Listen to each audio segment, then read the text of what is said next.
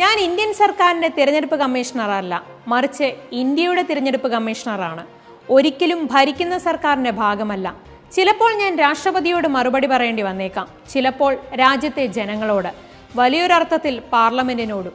തെറ്റുകൾ ചൂണ്ടിക്കാണിക്കപ്പെട്ടാൽ ഒരുപക്ഷെ കോടതിയോടും, അല്ലാതെ സർക്കാരിനോടല്ല. 1990 മുതൽ 96 വരെ ഇന്ത്യയുടെ മുഖ്യ തിരഞ്ഞെടുപ്പ് കമ്മീഷണറായിരുന്ന TN ശേഷൻ ഒരു ചാനൽ അഭിമുഖത്തിൽ പറഞ്ഞ വാക്കുകളാണിത്. വോട്ട് ചോരി വിവാദം ഉയർന്നപ്പോൾ രാഹുൽ ഗാന്ധിക്കെതിരെ ആക്രോശിക്കുന്നതിനു പകരം പ്രതിപക്ഷ നേതാവ് ഉന്നയിച്ച ആരോപണങ്ങളിൽ അന്വേഷണത്തിന് ഉത്തരവിടുകയാണ് തിരഞ്ഞെടുപ്പ് കമ്മീഷൻ ചെയ്യേണ്ടിയിരുന്നത് എന്നാണ് നിലവിലെ തിരഞ്ഞെടുപ്പ് കമ്മീഷണറെ വിമർശിച്ച് മുൻ കമ്മീഷണർ SY ഖുറേഷി പറഞ്ഞത്. ആ വാക്കുകൾക്കൊപ്പമാണ് സർക്കാരിനൊപ്പം ഒരിക്കലും നിൽക്കില്ലെന്ന് പറഞ്ഞ TN ശേഷന്റെ വാക്കുകളെയും രാജ്യം ചേർത്തുവെച്ചത്.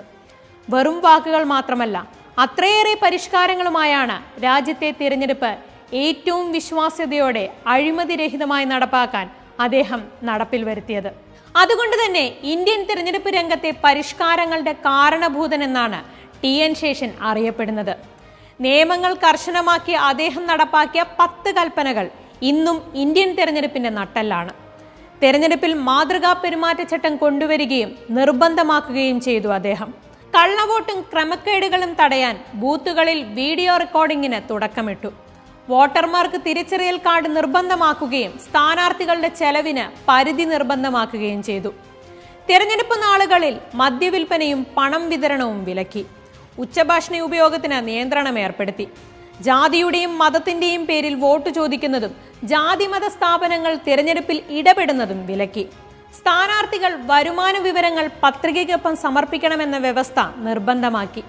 സർക്കാർ സംവിധാനങ്ങളുടെ ദുരുപയോഗം തടയുകയും തെരഞ്ഞെടുപ്പ് കമ്മീഷനെ ബാഹ്യ ഇടപെടലുകളിൽ നിന്ന് മുക്തമാക്കുകയും ചെയ്തു. രാജ്യസഭയിലേക്ക് തിരഞ്ഞെടുക്കപ്പെടുന്നവർ സ്വന്തം സംസ്ഥാനത്തെ വോട്ടറായിരിക്കണമെന്ന വ്യവസ്ഥ കർശനമാക്കിയെങ്കിലും പിന്നീട് അത് ഭേദഗതി ചെയ്തു. തെരഞ്ഞെടുപ്പ് ചെലവ് നൽകാത്തവരെ അയോഗ്യരാക്കുന്ന രീതി ആയിരക്കണക്കിന് പേരെയാണ് തുടർ മത്സരത്തിൽ നിന്ന് വിലക്കിയത്.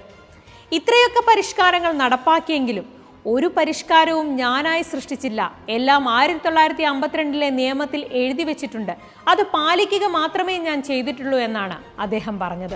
ഇലക്ഷൻ കമ്മീഷൻ ഭരണകക്ഷിയുടെ റബ്ബർ സ്റ്റാമ്പല്ല എന്ന് തെളിയിച്ചതിന് ശേഷനെ തേടിയെത്തിയ ബഹുമതികളും ഏറെയാണ്. മാക്സസെ പുരസ്കാരം, ലോകമാന്യ തിലക് ട്രസ്റ്റ് അവാർഡ്, സുലഭ ഇന്റർനാഷണൽ അവാർഡ് എന്നിവ അവയിൽ ചിലതു മാത്രമാണ്.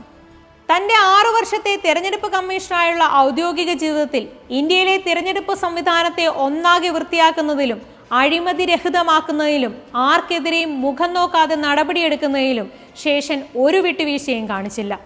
അതിനിടെ തിരഞ്ഞെടുപ്പ് കമ്മീഷണർക്ക് സുപ്രീം കോടതി ജഡ്ജിക്ക് തുല്യമായ പദവി വേണമെന്നാവശ്യപ്പെട്ട് കേന്ദ്ര സർക്കാരിനെ സമീപിക്കുന്നതുൾപ്പെടെ വിവാദങ്ങളും അദ്ദേഹം ക്ഷണിച്ചു വരുത്തി.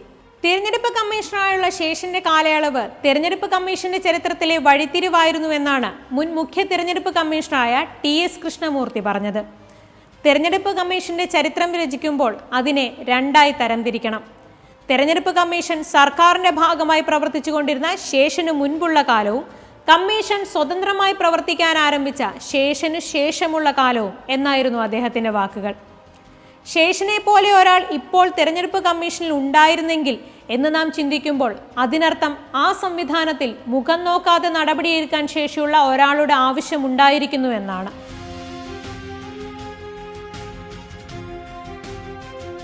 പോളിംഗ് ബൂത്തിലെത്തി ഒരാൾ വോട്ട് ചെയ്യാൻ വിരലിൽ മഷി പുരട്ടുമ്പോൾ അതോടൊപ്പം ജനാധിപത്യത്തിനുമേലുള്ള അയാളുടെ ഒരിക്കലും മായാത്ത വിശ്വാസവും കൂടിയാണ് ഊട്ടിയുറപ്പിക്കപ്പെടുന്നത്. മഷി പതിയെ പതിയെ മാഞ്ഞേക്കാം, പക്ഷേ ആ വിശ്വാസം കാത്തു സൂക്ഷിച്ചേ മതിയാകൂ. എങ്കിലേ ശേഷനെ പോലുള്ളവർ സ്വപ്നം കണ്ട വിധത്തിൽ നമ്മുടെ ജനാധിപത്യം പൂർണ്ണമാകൂ.